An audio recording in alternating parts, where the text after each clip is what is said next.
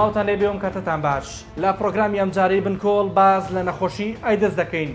ژمارەکان لە هەرێمی کوردستان چیمان پێ دەڵێن؟ ئەو ژمارانەی کە هەیە تا ئێستا کە وەزارەتی تەندروستی ڕاگەیاندووە باز لە 35 نەخۆشی ئایدز دەکرێت کە لە هەرێمی کوردستاندا بوونیان هەیە. لەو ژمارەیە 20 کەسیان لە هەولێری پایتەختی هەرێمی کوردستانن. لە ئەم ساڵی 2019دا تا ئەم کاتە تەنها 2 حاڵەتی نوێی نەخۆشی ئایدز ڕاگەیەنراوە و هەیە. لەسەر ئاستی بیانیەکان کە هاتوونەتە خەکی هەرێمی کوردستان 38 کەس بە تەنها لە هەولێرەوە گەڕێنرانەتەوە بۆ خاک و وڵاتی خۆیان کە هەڵگری نەخۆشی ئایدز بوون. 4یان عێراقی بوون و خەڵکی شارەکانی دیکەی عێراق بوون، 34یان خەڵکی دەرەوەی وڵاتی عێراق بوون. لەسەر ئاستی جیهان تەنها لە ساڵی 2010 ساڵی ڕابردوو 770,000 کەس بەهۆی نەخۆشی ئایدزەوە گیانیان لە دەستداوە. تەنها لە ساڵی 2010 1.7 ملیۆن حاڵەتی نوێی نەخۆشی ئایدز ڕاگەیەنراوە. هەر لە ساڵی ڕابردوودا 37.9 ملیۆن ئەو کەسانەی کە ئایدزیان هەبووە لە ژیاندا ماون و لەگەڵ ئەو نەخۆشیەدا لە ململانەی بەردەوامدان لە ناو هەرێمی کوردستاندا. بە تەنها لە دەمانگی ڕابردووی ئەم ساڵ زیاتر لە 233,000 جۆر پشکنینی ڤایرۆسی کراوە لە پێش نەشتەرگەری، لە پێش پرۆسەی هاوسەرگیری، لە کاتی پێدانی خوێن لە بانکەکانی خوێن یاخود ئەو بیانیانەی کاتوونەتە ناو خاکی هەرێمی کوردستان. بە دوای ئەم گریمانە و گومانەدا دەگەڕین، ئێوە لەگەڵمان بن. سەرەڕای بوونی ئەو ژمارانەش بەڵام وا دیارە هێشتا دەتوانرێت دۆخەکە کۆنتترۆل بکرێ. لە ماوەی نێوان ساڵانی 2000 بۆ 2010 لە 137 حاڵەتی توشببووی نوێ بە نەخۆشی ئایدز کام بۆتەوە. لە 145 مردنیش بەهۆی توشببوون بە ئایدز کام بوونەتەوە. ئایدز نەخۆشیێکی درێژخایەن و ترسناکە بەهۆی ڤایرۆسی کەمی بەرگری لەش ڕوودەدات. بە دواخۆناغی هەوکردنی ڤایرۆسەکەدا دەنرێ کە تێیدا نەخۆشەکە کۆمەڵێک نیشانەی کلینیکی تایبەت و جاکەرەوەی لێ بەدیار دەکەوێت کەواتە بە تەنیا توشببوون بە ڤایرۆسی کەمی بەرگری لەش مانای ئایدز نییە، باڵکو ئایدز واتە کۆنیشانی دەستکەوت و بەهۆی کەمی بەرگری لەش. ئایدز ترسناکترین پەتای ڤایرۆسیە کە لە سەرەتای سەرهەڵدانیەوە لە ساڵی 1970ەوە هەتا ئێستا بەهۆی کاریگەری هەمەلایەنەی بە بەردەوامی هەڕەشە لە چۆنایەتی ژیانی مرۆڤ دەکات. هاتوومەتە لای ئەو کەسەی کە دوا ئاماری نەخۆشی ئایدزی لایە لە هەرێمی کوردستان وەڵامی ئەو گومانە دەداتەوە کە سەبارەت بە ژمارەی ڕاستەقینەی توشببووان باز دەکرێن. تاوەکو ئێستا ژمارەی ئەو کەسانی هەڵگری ڤایرۆسی کەمی بەرگری لەش و ئەیدزن 35 حاڵەتە لە هەرێمی کوردستان. لەم ساڵدا لە 2019 تاوەکو ئەمڕۆ تەنیا 2 حاڵەتی توشببووی ناوەخۆ تۆمارکراوە لە هەرێمی کوردستان. بەڵام لە بیانیەکانیش لەبەرەوەی ئێمە پشکنینێکی بەهێزمان هەیە بۆ هەموو ئەو کەسانی بیانی کە دێنە ناو هەرێمی کوردستان بە پێی پرۆگرامی کۆنتترۆلی نەخۆشی ئەیدز پشکنینیان بۆ دەکەین. لەم ساڵ 41 حاڵەت هەبووە لە بیانیەکان ئەوانە دەستنیشان کراون و ڕاستە خۆڕەوانی وڵاتەکانی خۆیان کراونێتەوە. زۆر باشە دکتۆر، قسە و گومانەکرێت ئەوترێت ئەو ژمارانە زۆر لە یەک نزیکن واتە یەک کە زیاکات یان دوان ئەوترێ ژمارەکە زیاترە لەوە ناتوانێت خەڵک بترسێەوە ژمارەی ڕاستەقینە بە خەڵک ناڵێن. بەڵێ نەخێر،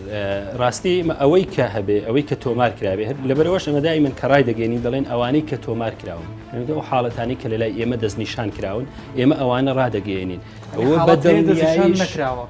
ئەوە شێوێ ئاشکرا ببێ ناتوانی بڵێ ئاو ناشتوانی بڵێ نا، یعنی حاڵات هەیە یان حاڵەت نییە. گومانتان بۆ چێ کەسانەکە من نانەوێ ئاشکرا بزانە ینی ئێمە ئەڕۆچوونەگەوترێ لە ڕۆکۆمەڵایەتێکە پێی وایە بزانە ئێمە پرۆگرامی کۆنتترۆلی نەخۆشی ئەیدزمان هەیە. ژمارەیەکی زۆر لەو خەڵکانەی کەوا پێویست دەکات بڵێن بە ناچاری دەبێت پشکنین بکەین. ئێمە ساڵانە زیاتر لە 350,000 پشکنین دەکەین بۆ نەخۆشی ئەیدز. لەو 350,000 پشکنینەی کە ئێمە دەیکەین ساڵانە ئەو ژمارانە ئێمان لا دەردەچێتن ئەوانەی کە تۆمار دەکرێن ئەوانەیە. بەڵام خەڵکێک هەبێ بەڵێ لەوانەیە نەچوو بێتە ئەو چوارچێوەیەکی ئێمە بە ناچاری پشکنینی بۆ دەکەین خۆشی نەچوو بە پشکنینی کردبێت. ئەگەری هەیە خەڵکانیشتر هەبێ توش ببن بەڵام پشکنین خۆیان نەکردێت لە بەرەوەی خۆی من ناچارنین ناتوانین هەموو کەسێک ناچارکەین بچێ دەبێت ئیلا پشکنین بکات تەنیا ئەو حاڵەتانەی کە دێن بەرکەوتنیان لەگەڵ دەستگاکانی ئێمە دەبێت بۆ نمونە بیانیەکان هەر هەمویان کە دێنە ناو هەرێمی کوردستان لە بەرەوەی ناچاریان دەکەین دەبێت پشکنین بکەین بەر لەوەی مافی مانەوەیان پێ بدرێت وەروە ئەوانەی کە نەشتەرگەریان بۆ دەکرێت ئەوانش بە ناچاری دەبێت پشکنین بکەن ئەوانەی کە خوێن وەردەگرن ئەوانەی کە بتڵە خوێنەکان ئەوانەی کە شۆردنی گورچیریان بۆ دەکرێت ئەوانەی کە گومانیان لێ دەکەین ئەوانەی نەخۆشەکانی خوێنیان هەیە ئەوانە یان بندکراوەکان ئەوانە بە ناچاری هەمویان لە چوارچەوەی پرۆگرامی کۆنتترۆلی نەخۆش ئێدز بە ناچاری دەکەین دەوێ بکەن بەڵام خەڵکەکی تر هەبێ لەوانەیە سەفەری کردبێ لەوانەیە تووشی حاڵەکە بێ بەڵام خۆی نێتن پشکنین بکات. پاش هەوڵدانێکی زۆر ناتوانرا کەسێک کە نەخۆشی ئەیدزی هەیە ڕوبەڕوو قسە لەسەر نەخۆشیەکەی و چۆنێتی توشبوونی بکە هەر بۆیە بە تەلەفۆن یەکێک لەو 35 نەخۆشەی کە ئەیدزیان هەیە لە هەرێمی کوردستان و لە هەولێر نیشتەجەیە گفتوگۆیەکی ڕاشکاومان لەگەڵ دەکات. جەنابەت لەکەی هەستت بە نەخۆشیەکە کرد و هۆکاری توشبوونی جەنابەت بەم نەخۆشیە چییە؟ والله دكتورەوە ماوەیە یعنی هەستم پێ کردووە تووشی ئەو تقریبا چەند ساڵێک دەبێ ئەو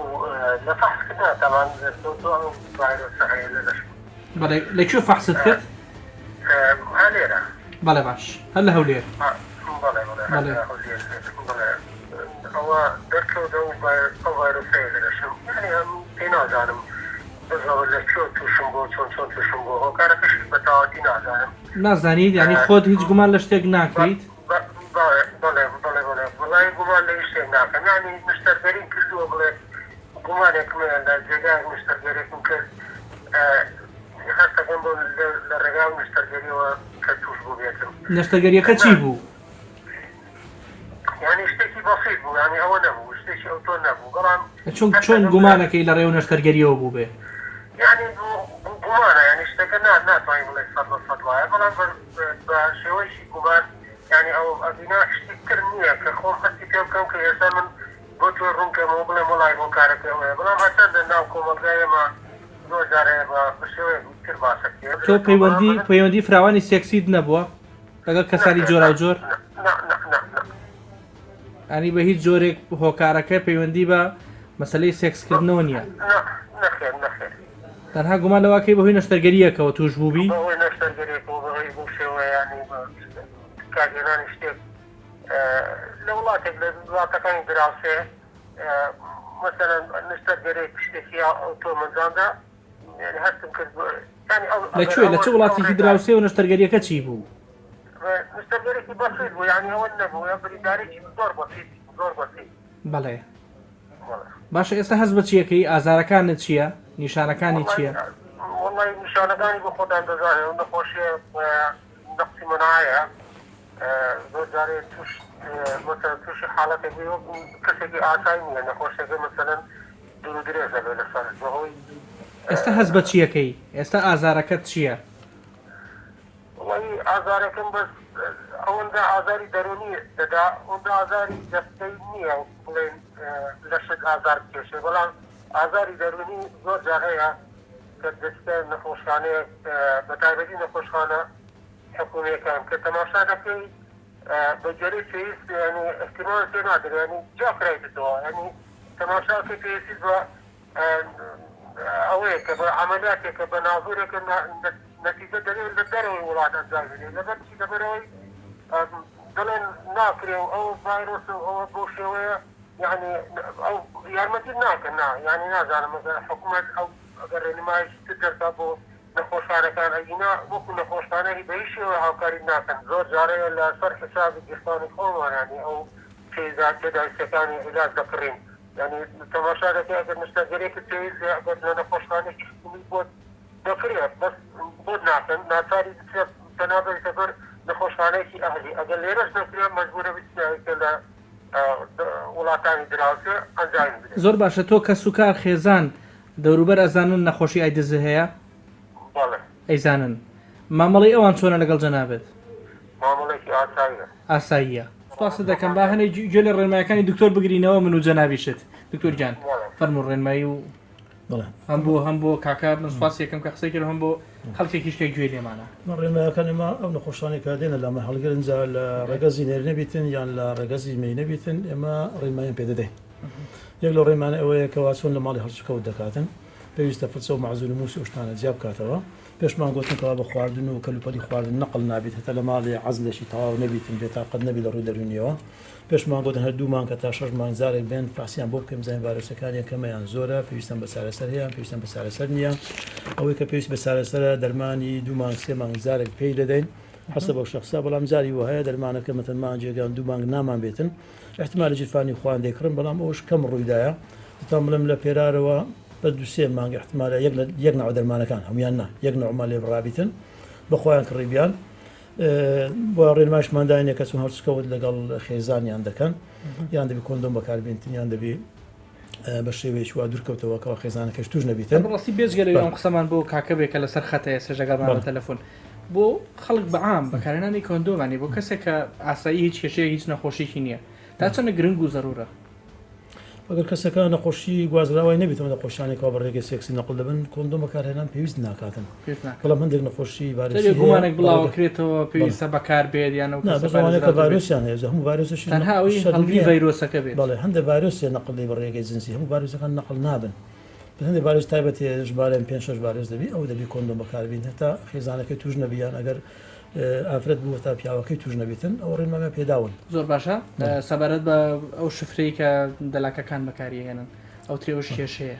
ئێستا بۆ کەسێکی دیکەش بەکاریە دوێەوە تاقیم ناکرێت هەندێک شوێن لەسەر تاشخانەکان ئێمە چەند ساڵێکە کتابمان بۆ کردوون ئەغلبی زانڕێ بەسەتان نەوەتونە بەسەرەوە هەموو موسەکانی دسپۆزەڵە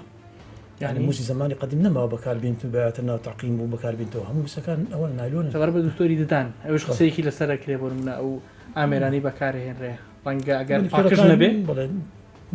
کلێڤی نەبێ ئامێرەکە دکتۆرەکان ئێستا زۆر بەیان نورینکیان ڕاستی بەرەو پێشەوە چووە جیاز ئۆتۆکلیڤیان هەیە زۆر جاریشەیە دکتۆرەکان زۆربەی جیاز ئەو کەلوبەری کە بەکاردێنی یەکبارە چییە یەک زەفرەیدا بۆیە ئێستا ئەو نەخۆشیانی ڤایرۆسان ساڵ بە ساڵ بەرەو کەمی دەبڕێت لە ماوەی ڕابردوو لە یەکێک لە گرتە ڤیدیۆیەکان لە تۆڕی کۆمەڵایەتی یوتیوب مەلا عەلی کەڵک بانگەشەیەوەی دەکرد کە توانیوێتی کەسێک چاک بکاتەوە کە نەخۆشی ئایدزی هەبووە ئەوە دەوترا کە گوایە چارەسەرێکی سروشتی بۆ ئەو کەسە داناوە ئەویش لە ڕێگەی خواردنەوەی میزی خۆی با بڕی یەک جلیکانە ئەوەش بۆتە هۆکار بۆ دەربازبوون لەو نەخۆشیە پزیشک و پسپۆڕانی ئەو بوارە بە توندی دژی ئەو هەوڵانە دەوەستن و دەڵێن ئەوە تەنها کەسێک بووە کە لە قۆناغی گوماندا بووە کە ئەو نەخۆشیەی هەبێ لە کوردستانیشدا ساڵانە سەدان هەزار کەس پشکنینی ڤایرۆسیان بۆ دەکرێ و هەندێکیان لە سەرەتاوە گومانیان لەسرە دواتر دەردەکەوێتەوانیە بۆ نمونە لە دەمانگی ڕابردووی ئەمساڵ لە هەولێر 233479 پشکنینی جۆرا و جۆری ڤایرۆسی ئەنجام دراون تەنها 2 حاڵەتیان ئایدز بووە ئەگەر ئەو قسەی ئەو بەڕێزە تەواو بێت من پێی ئەڵم لە ئێستا بێ بە ڕقەمێکی جیهانی و هەموو جیهان چەپڵی بۆ لێە و بێ بە ناوێت مێژوو بە درێژایی بەوەندەی کە ئەمێنێت فەخری پێوەکە شانادی پێوەکە بەڵام کێ ئەڵم کەسە تووشی ئەجدار مامەسا هەڵەیەکی کوشندە ئەکا نەخۆشی ئەیدز و ڤایرۆسی ئەچ تێکەڵاوەکە مستحیلە نەخۆشی ئەیدز چاک بێتەوە نەخۆشی ئەیدز مەرحەلەی کۆتای توشبوونە قۆناغی کۆتای توشبوونە بە ڤایرۆسی HIV ڤایرۆسی HIV تا بێ بە نەخۆشی ئەیدز چەند ساڵێکی ئەوێت بۆیە ئەو کاکەی کە وەساوە کە ئیدعاکە کە نەخۆشی ئەیدزیە بۆ چاک بۆتەوە کەسێک نەخۆشی ئەیدزێ بێ بۆ جۆرە ناتوانێت بە پێوە بوەستێت بۆ جۆرە ناتوانێت قسە بکات بۆ جۆرە ناتوانێت بەردەوام بێت هاتووینە تا بەڕێوەبەرەتی نشینگەی پارێزگای هەولێر لێرە هاوڵاتیانی زۆرینی دەوڵەتەکانی جیهانی لێیە بەشێک لەو کەسانە سەرەتای دەست بەکاربوونیانە و دەیانەوێ بە بناخاوەنی نشینگەی هەرێم هەندێکی دیکە بۆ نوێکردنەوە و بەشێکی تریشیان گرفتێکیان هەیە بۆ چارەسەر هاتوون یان دەگەڕێنەوە بە وڵاتەکانیان یاخود گرفتی نەخۆشییان هەیە و ڕێگەی مانەوەیان پێنادرێ ئامارەکانی ئەو نشینگەیە دەڵێن بەتەنها لە ساڵی 2018 41 کەس بەهۆی نەخۆشی ڕێگەی مانەوەیان پێنەدراوە لەو ژمارەیە 11 کەسیان ئایدزیان هەبووە ساڵی 2019 تا کۆتایی مانگی حەوت ژمارەی نەخۆش و ڕێگە پێنەدراو بۆ مانەوە 95 حاڵەت بووە 23 لەو نەخۆشانە هاڵگیری نەخۆشی ئایدز بوون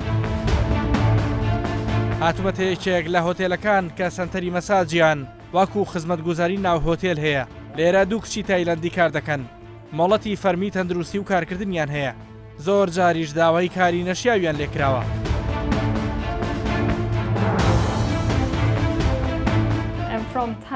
من لە تایلندەوە هاتووم و مۆڵەتی کارکردنم هەیە و چەندین خولم بینیوە سەبارەت بە پشکنینی پزیشکیش هەموو 3 مانگ جارێک دەبێت پشکنین ئەنجام بدەین زۆر کەس هەبوون داوای کاری نەشیاویان لێ کردم لە کاتی کاردا بەڵام لێرە تەنها مەساژ دەکەین و یاسایەکمان هەیە ڕێگا بە شتانە نادات ڕاستەخۆ سکیوریتی هۆتێل ئاگادار دەکەینەوە لە شارەکانی هەرێمی کوردستان بە تایبەتی لە هەولێری پایتەخت چەندین سنتەری مەساج کراونەتەوە کە وەک پێویست نەتوانراوە کۆنتڕۆڵ بکرێن لە پاڵ کاری مەساجدا چەندین کاری دیکە بۆ گەنجان دەکرێت بە پارەی زۆرتر کە ڕەنگە بێجگە لە ئایدس چەندین نەخۆشی دیکەی ترسناک بە دوای خۆیدا بێنێت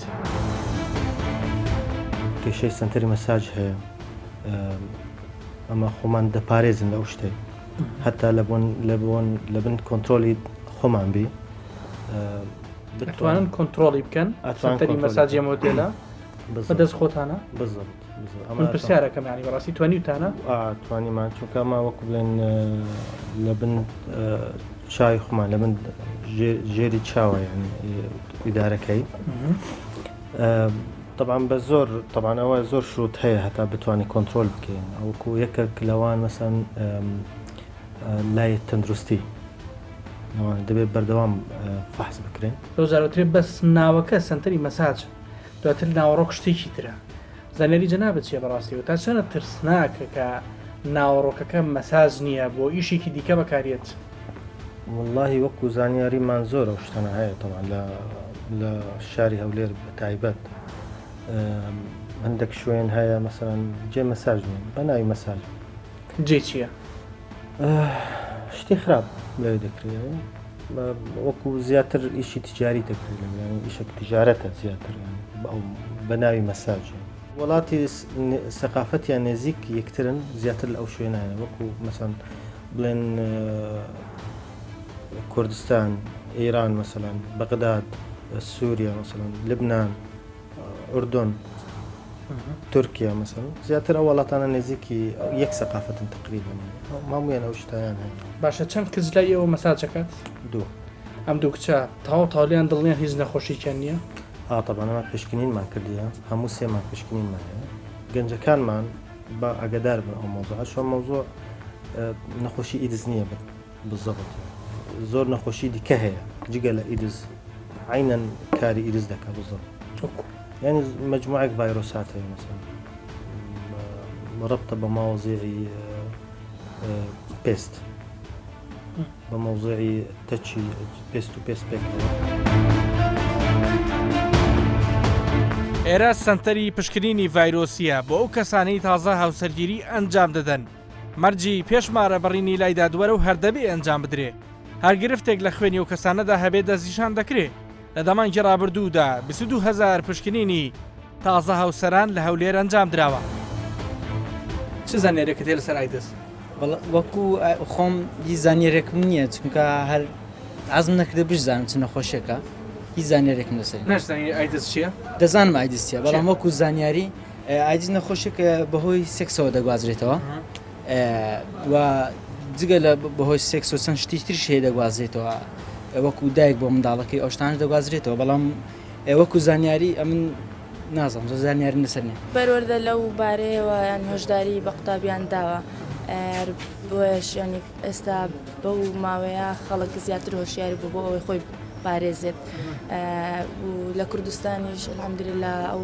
نەخۆشیە تا ڕادەیەکی باش کەمە بەڵام ینی ئێمە پێویستە زیاتر هەوڵ بدەین بۆ ئەوەی تاکتاکەش ئەو نەخۆشیە نەمێنێت هیوادارم هەموو کەس خۆی پارێزی لەو نەخۆشیە ئەوەی گوێمان لێبووی بی باش نییە نەخۆشیێکی پیسە تۆ تا چەند خۆت پاراستەوە لە ژیانی خۆی بە زیاد هەر ترساوی خۆت پاراستە لەوەی تووشی نەخۆشەکە نەبی؟ بەێ خۆی بە زیاد بخۆم لێ پاراستیە و ئیشاڵە دووری نەوشتانش ئەگەر پشتینەکان ئەنجامەکان هەر شتێک بێ ئەمە بە بکو زاوایەکان یان بۆ کوڕکچەکان یان بە هاوسەرەکان ڕادەگەینی کە ئەنجامەکەی ئەوەیە بۆ ئەوەی لە داهاتوودا ئەگەر کاری خۆپارێزی و پێویستی کرد بە ساوڕوونیان هەبێتن لە بابەتەدا نەخۆشیەکان ناوتری ئایدسن بەس هیچ حاڵەتێکی گومان نییە نزیکی بکاتۆ لە ئایدس یان بە بڕاییەوە کاوتری ڕێژەی ئایدز ڕووی لە زیاد بوون کردو و کەسەنیان بۆ پشکنین گومان و لێک نزیکی دروست نابێت کەم کەسە نزیک بێ لەوەی هەڵگری نەخۆشی ئایدز بێ بە هەر حاڵ ئەوانەی کە سەردانی ئێمە دەکەنەوە پشکنینیان بۆ دەکەین سوپاس بۆ خوا کە تاوەکو ئێستا و حاڵەتەمان نییە بەڵام حاڵەتی زیاتر لە تاقیگەی تەندروستی گشتی لەوێدا بۆ هەموو کەسێک دەکرێت بۆ بیانیەکان بۆ کرێکارەکان ڕێژەی زیاتر و ئاماری چاکتر و پخوتر لەوێدا هەیە بەڵام هەر کەسێک لەلای ئێمە دەربچێ بە تاکید ئەمە جارەشی دیکە پشکنینی دووبارە و پشکنینی دڵنیایی دەکەینەوە ئەوش لە ڕێگەی تاقیگەی تەندروستی گشتی. لە کوردستانیش هەموو کەسێک دەتوانێت بچێتە تاقیگە و داوا بکات پشکنینی ڤایرۆسی و ئایدزی بۆ بکەن بەڵام بەپێی ڕێنماییە فەرمیەکانی وەزارەتی تەندروستی حکوومەتی هەرێمی کوردستان هەندێک چین و توێش هەن کە وەک ڕۆتین دەبێت بۆیان ئەنجام بدرێ ئەگەر خۆشیان داوای نەکەن. یەک ئەوانەی گەشتی دەرەوە دەکەن یان لە دەرەوەی وڵات دێنەوە. دوو ئەوانەی داوای کارتی زانیاری تەندروستی دەکەن. سێ ئەو بیانیانەی داوای مانەوە لە کوردستان دەکەن. چوار ئەوانەی نەشتەرگەریان بۆ دەکرێ. پێنج ئەوانەی خوێن دەبەخشن. شەش ئەوانەی دەیانەوێت ددانیان چارەسەر بکەن ئەمەیان نوێترین ڕێنماییە. حوت ئەوانەی هاوسەرگیری دەکەن. هەشت کرێکارانی بیانی. نۆ ئەوانەی لە هۆتێل و شوێنە گەشتیاریەکان و سنتەرەکانی مەساج کار دەکەن. چەند کەسە بوون بەهۆی ئایدزەوە مردبن لە چەند ساڵی ڕابردوو؟ ئەوانەی مردیشن بەخۆی ئایدزەوە نەمردینە بەهۆی مەتەنە یەکێکیان خنکا مرد یەکێکیان بە حادسەی سیارە مرد ینی ئەو مردوانەی کەوا بەخۆی ئایدز نەبووە بەهۆی هۆکاری تر بوو. ئێستا لە جیهان کەوتە کەس نامرێ بە ئایدز لە هەرێمی کوردستان تا ئێستا لە کرامە نەمردووە لە هەولێر لە هەولێر بڵێ لە چەند ساڵی ڕابردوو کەس نەبوو بڵێن بەهۆی نەمانی بەرگری لەشی ئەو کەسە بەهۆی ئایدزەوە مردووە. یەکێک مرد ئەویش کوو بوو حاڵەتەکە چۆن بوو خۆی لە تورکیا دەژیا نەفەرە بوو کورد بوو ئێرە بوو لە تورکیا دەژیا لە کە هاتەوە کوردستان هاتە هەولێر لە مەراحلی کۆتایی ژیانی بوو یعنی نەخۆشیەکەی گرت بوو ئەنجان هات بۆ هەولێر ئەمە هاتە هەولێر تقریبان هەردوو هەفتە ماوە ڕێگاکانی گواستنەوەی یەک بەهۆی خوێن یان پێکاتەکانی خوێن دوو بەهۆی ڕێگای سێکسیەوە نەقل دەبی یان لە ڕێگای بەکارهێنانی دەرزی بەکارهات دوایش گواستنەوەی ئەندامەکانی لەش وەکو بەخشینی گورچیرایان بەخشینی قەرەنیەی خەڵکێک ناترسێنە گورچیلەی نەبەخشە بە کەسێکی نەخێرەوە فەحسی ڤایرۆسی لۆ دەکرێت پێشەوەی گورچیلەکە لە بۆ شخصی ترسێک نییە دوای پشکینەکان کەسەکە دەوانێت ئەندامێکی جەستەی خۆی با بە کەسێکی تر ئەکید بەلەوەی و نەک تەنها لە بۆ گورچیلە هەر عملیاتێک بکرێت لە خستەخانەکانی حکومی و ئەهلی پشکنینی ڤایرۆسی لە بۆ دەکرێت پێش عملیات هەندێک بحوس هەیە توێژینەوە هەیە لۆ دروستکردنی لوقاح ینی دروستکردنی لوقاح دژی نەخۆشی ئەیدز ئەو شتێکی نوێیە لوقاح وەکو دەرزی خەڵکرێت لە بۆ لافرەوەزا بە پارێزرێت نەخۆشی تر بارێزرێ ئێستا ئەو لوقاحەش لە ژێر تێستا. وەزارەتی تەندروستی عێراق ڕایگەیاند لە ساڵی 2010دا 224 حاڵەتی توشبوون بە نەخۆشی ئایدز تۆمار کراوە کە بە بەراورد بە ساڵی 2007 ڕێژەی توشبووان پتر لە دوو هێندە زیادی کردووە. بە جۆرێک تا ساڵی 2007 تەنها 90 حاڵەتی نەخۆشی ئایدز تۆمار کرابوون. زۆرینەی ئەم توشبووانە لە عێراق بووچەیان بۆ بڕاوەتەوە بەڵام تا ئەم ساتە لە هەرێمی کوردستان هیچ هاوکاریەکی مادی لەو جۆرە بۆ توشبووان نییە.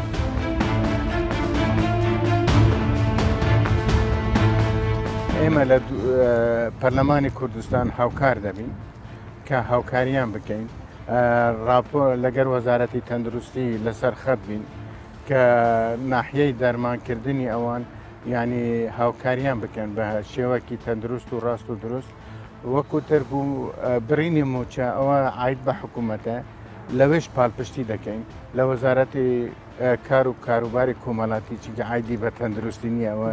دەبیتە ئەوەی ترچنکی بۆ معاش بڕینەوە ئەوە دەکەویتە سەر ئەو یاسایی کە مافی نەخۆشێکی ئایدزی پاراستە بێت پێویستی بە هەموارکردنەوە نییە پێویستی بۆ نییە نوێ بکرێتەوە یان نەخێری یاساکە ئێمە بەرکارە و جێبەجێ کاروان ئیستا پێشنیاز یاسای ماف و ئەرکی نەخۆش لە بەردەستمانە ئەو لە بەردەستمانە قراایی ئێکەم بۆ کرایە قراایی ئێکەم بکرایە ئیستا هەناردوومانە لای حکوومەت خەریکین دەوڵەمەندتری بکەین و ئەوەی تر ئینشاءالله ڕەچاوی هەموو شتێک دەکەین یاسای ماف و ئەرکی نەخۆش. بە پێی ئامارێکی ڕێکخراوی نەتەوەیەگرتوەکانیش لە ئێستادا نزیک بە 100,000 کەس لە ئێران تووشی ئایدز بوون بەڵام حکوومەتی ئێران تەنها ناوی 29,000 کەسی وەکو توشبوو بەو نەخۆشیە تۆمار کردووە. نایەوێ ڕێژەی ڕاستەقینەی ئەو ڤایرۆسە دەربکەوێ. بەکارهێنانی مادەی هۆشبەر و سەرکارەکان لە ڕێگەی سەرنج و پەیوەندی سێکسی ناتەندروست سەرەکی ترینی هۆکارەکانن. بەپێی ئامارە نافەرمیەکان نزیکەی 5,000 هاوڵاتی لە پارێزگای کرمانشانی ڕۆژهەڵاتی کوردستان تووشی ئایدز HIV بوون. لە کۆتایی ئەم پرۆگرامە ئەوە ڕوون بوویەوە کە هەڵەتێگەشتێکی باو لە کۆمەلگەی کوردیدا هەیە کە تەنها وا دەزانرێ سێکسکردن لە دەرەوەی پرۆسە خێزانیە شەرعیەکە تەنها هۆکاری توشبوونە بە نەخۆشی درێژخایەن و کوشندەی ئایدز. چەندین هۆکاری دیکە خرایە ڕوو کە دەبنە هۆی توشبوون بەو نەخۆشیە. لە هەمان کاتدا و سەرنجەیش باس کرا کە پەروەردە و فێرکردن لە ناو قوتابخانەکان لە کۆلێژەکان تا ئێستا نەیتوانێەوە وەک پێویست وا لە تاک و قوتابی خوێنکاری کورد بکات کە هۆشیار بێ بەرامبەر بە نەخۆشیە درێژخایەنەکان بەرامبەر بە نەخۆشیە ترسناکەکان. تا بەڕامێکی دیکە هەموو لای لە خۆشییا بن. خواتان لەگەڵ.